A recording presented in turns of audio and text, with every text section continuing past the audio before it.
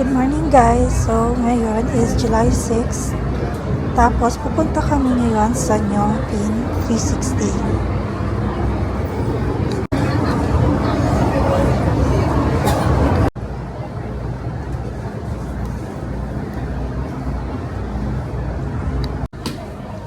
Hi guys, ayan o, pag galing kayo ng Shim Shachuy, bababa kayo ng Liking, tapos na-transfer lang kayo dito sa kabilang side papuntang Tongchung and Disneyland. So, tawid lang.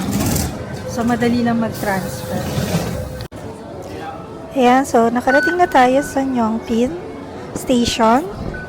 Tapos, ang exit natin ay exit B. So, pagkalabas mo, on your right, makikita mo na kagad yung City Gate Outlets. So, since pupunta tayong Nyongpin, dun tayo sa left side pupunta.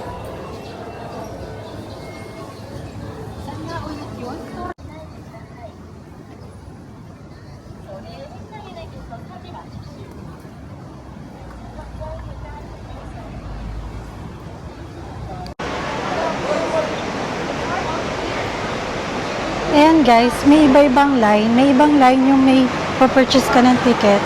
May ibang line din yung magre-redeem ka. Ayan. May nakuha na kasi tayo sa clock. So, doon na tayo sa sa travel agency voucher. Voucher. Ayan, we've made it na. So, this ride is about 25 minutes. So, ang kinuha namin is yung crystal cabin. So, kitang-kita mo yung baba. So, minsan, if you're lucky, pwede kayong walang kasabay. Pero right now, meron kaming ka-share. So, minsan nakakahiya rin mag-vlog.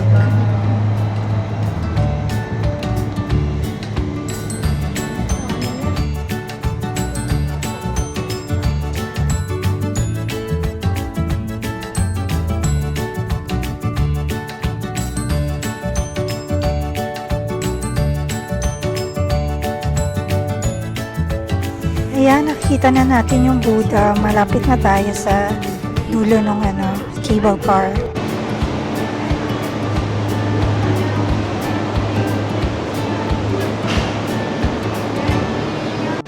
So guys, ito na yung Nyongpin Village. So marami rin mga kainan dito, pero konti lang din yung mga seats tsaka shades.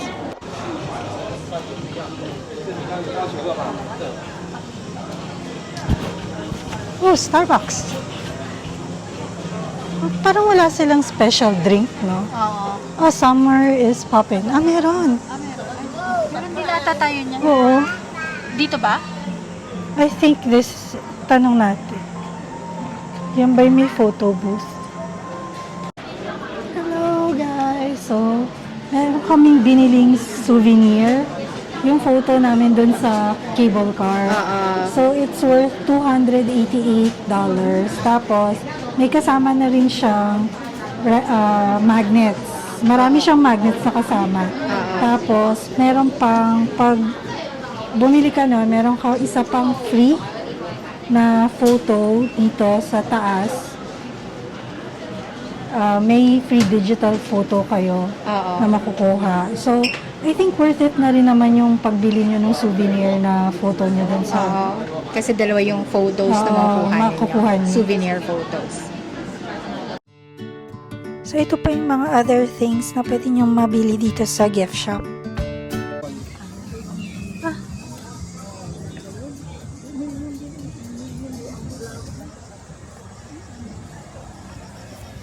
So, after na nung gift shop, tsaka yung photo shoot, dito naman tayo pupunta dun sa Buddha.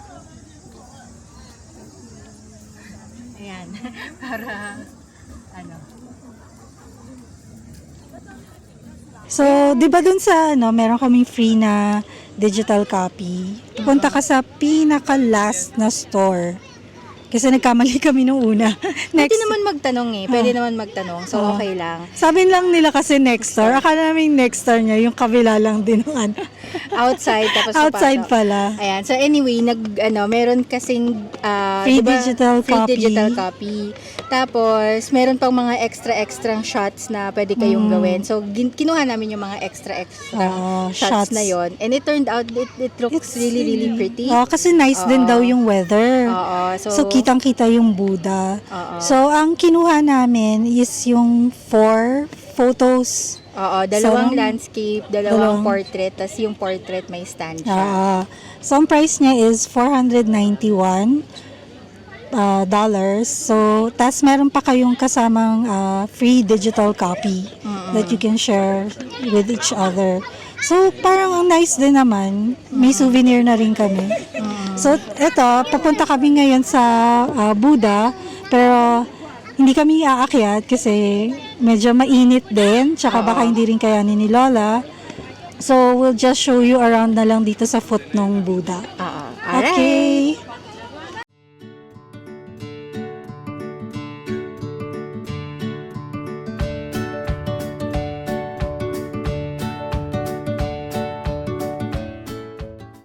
Ayan, meron ding mga food dito. May mabibilhan din kayong mga food. Maliban pa dun sa Nyong Pin na village na mga restaurants. May Starbucks din dito. So, hindi naman siya liblib na lugar. Civilized naman siya. May mga statues din naman pala rito, yung mga generals nila. Ayan. Dati, may mga cows dito. Ngayon wala sila. Siguro kasi mainit. Baka hindi sila or sa hapon sila pumupunta rito.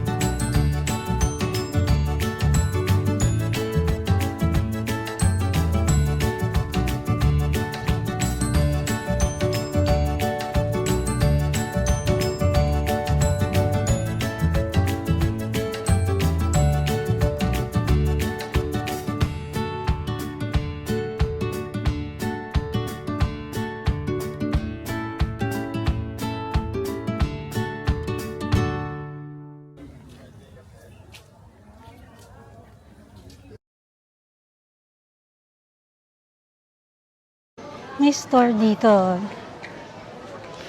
Wow, may incense. Grabe. Ang tapang. Ang tapang ng incense.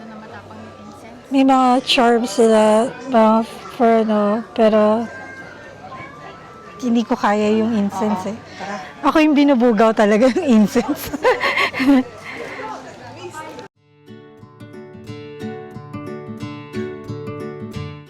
So, we also found yung photo spot na to, yung parang Buddha beads. Tapos, meron siyang clear doon na circle na pwede mo isakto yung Buddha.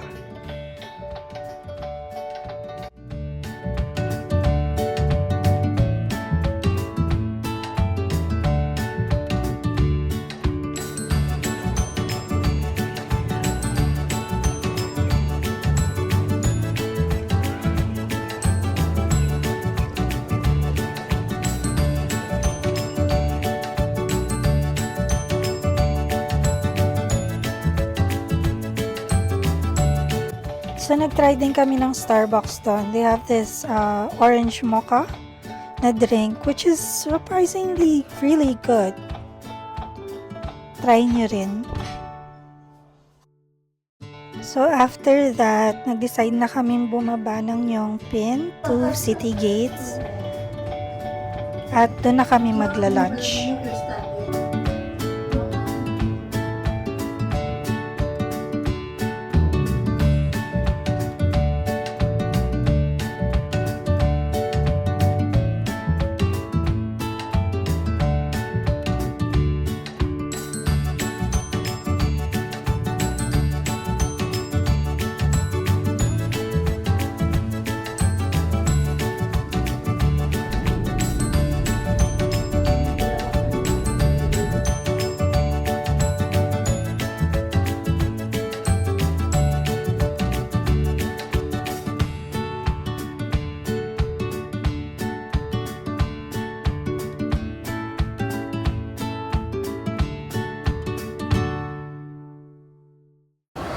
So, pumunta kami dun sa food court nila. Nasa pinaka-top floor siya. And naghahanap kami ng food. So, we decided na kumain dito sa Korean restaurant, which is Gubni. Gusto namin ng chicken kasi. And also, meron din siyang yung seafood na soup na pwede rin kay mama since she doesn't eat chicken.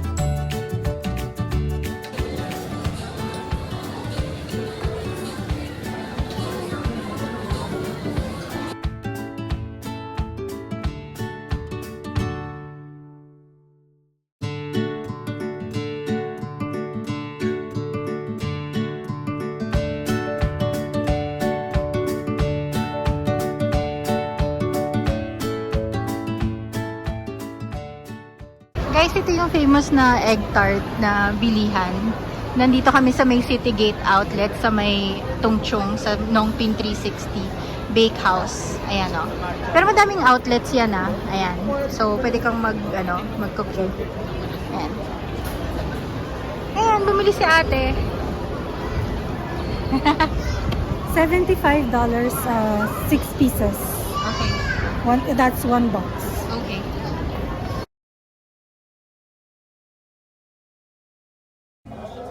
Tingnan nyo guys, so sasarap niya tingnan. Dito lang siya sa Subway pagka-exit namin sa I-Mall. So yan, tatry kami niyan.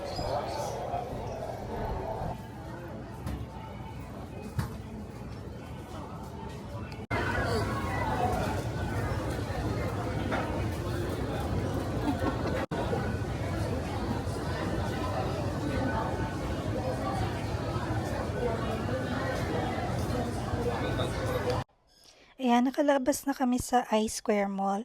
So, if hindi kayo pupunta ng Mongkok Street, isa ito sa mga pwede niyong bilhan ng mga souvenirs. Katapat lang siya ng I-Square Mall.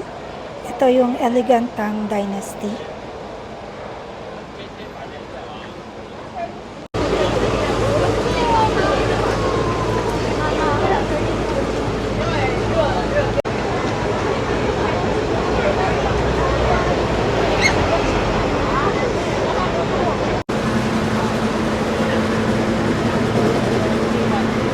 Hi guys, umili kami ng Mr. Softy. Iconic siya ng Hong Kong. I don't know kung I don't know why, laging mahaba ang pila. So, tikman natin.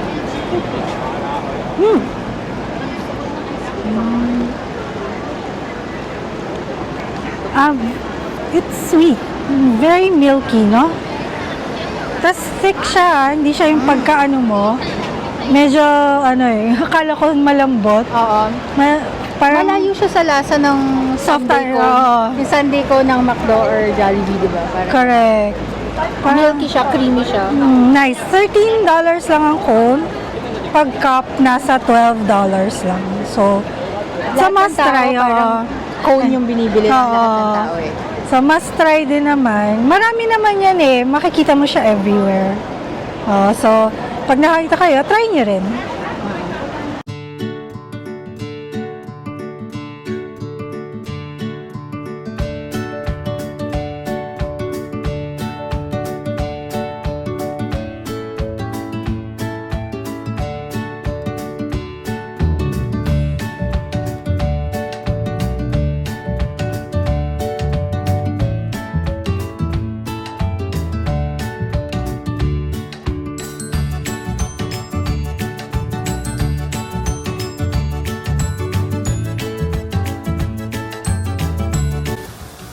After namin mag-souvenir shopping, nagpahinga muna kami and then nag-decide kami lumabas ngayong gabi to watch yung Harbor View Light Show.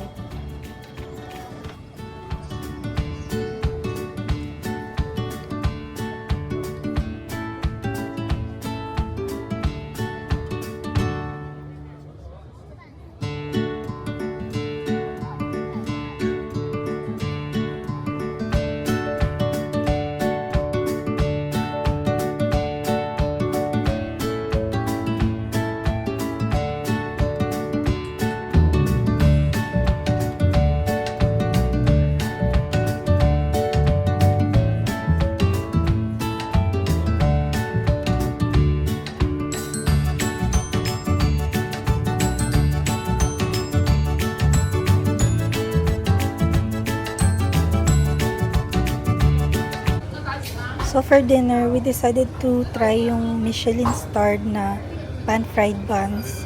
Para siya yung sa Shanghai na mga Tiang's dumpling. Ibang flavor naman yung isa.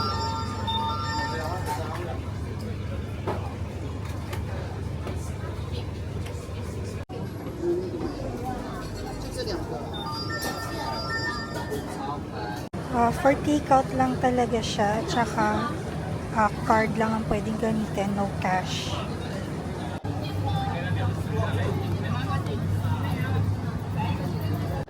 Good morning guys! So it's July 7 na today. So uwi na rin kami mamaya and I decided na maglakad dun sa Avenue of Stars kasi hindi ko siya napupuntahan and it's medyo makulimlim, so hindi siya mainit maglakad today.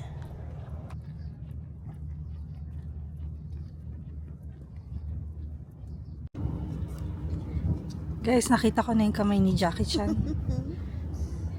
Kasi ang laki ba kami? Ang laki ng kamay niya! Oh. Diba?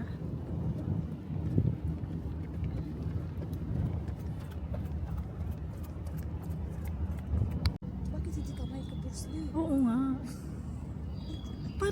Parang super luma na, no? Yung buhok niya, ganun ba? Oo. Kita oh. Tingnan mo. Oo. Sa camera. Yung mga chairs dito. Pwede kang umupo. Magtambay. Tapos panoorin mo yung ano. Ayan. Tingnan mo yung view na ganun.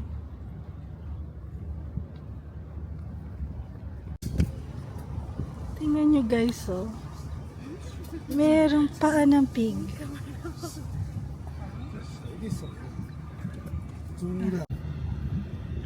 Ito guys, oh, pwede kayong magpa-picture dun sa famous cartoon character nila. Tas ganyan. Nakita ko sa isang billboard. Ganyan yung photo op. Diba ang nice, kita yung building sa likod. Ayan guys, narating natin si Bruce Lee sa wakas. Nakabot na tayo sa dulo. So parang siya yung either start or yung end. Tas yung sa dulo yung yung sa may Hong Kong museum. Ayan. So ito pala yung Hong Kong Film Awards. So siya yung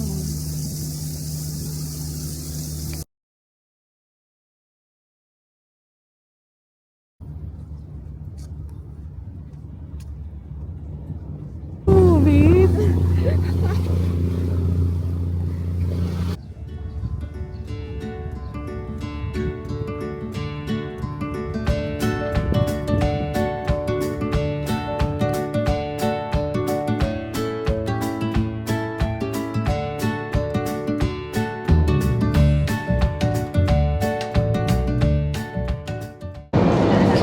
Ayan guys, tingnan nyo, meron free entertainment dito sa PAL.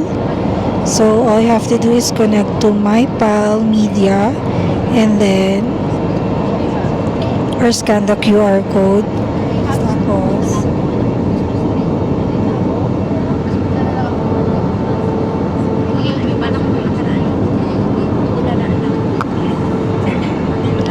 ayan, pag nag-connect kayo, ito yung makikita nyo.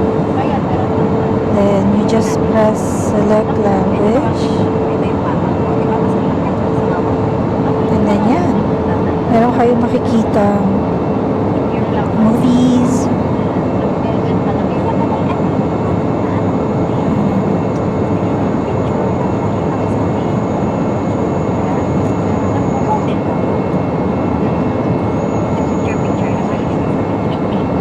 Ano ba mga movies dito?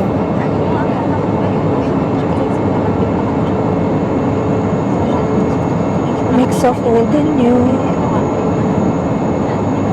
No, Captain America. Ito mga luma. Matrix ba?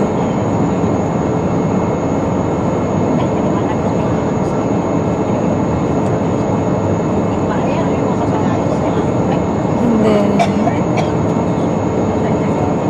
this one. Meron ding ibang language.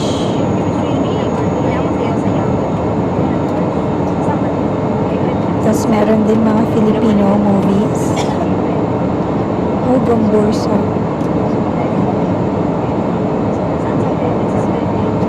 Merong Deadpool, tsaka Wicked.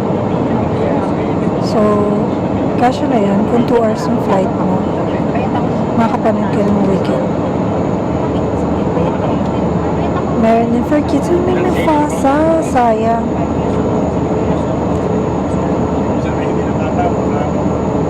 Ayan. So,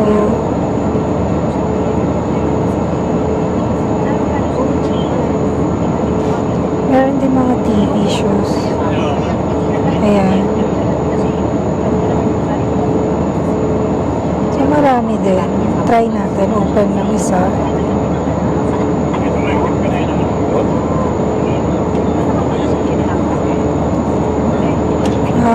Okay. Nasa season 6 na tong sa Two Broke Girls.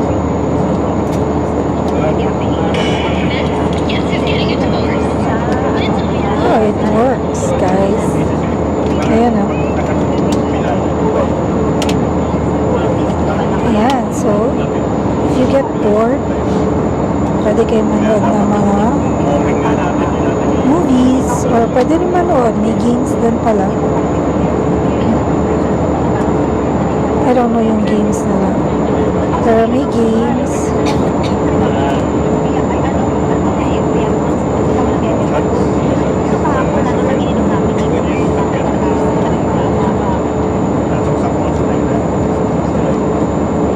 Meron ding music. So, at least kahit walang entertainment system yung economy nila, meron namang free wifi.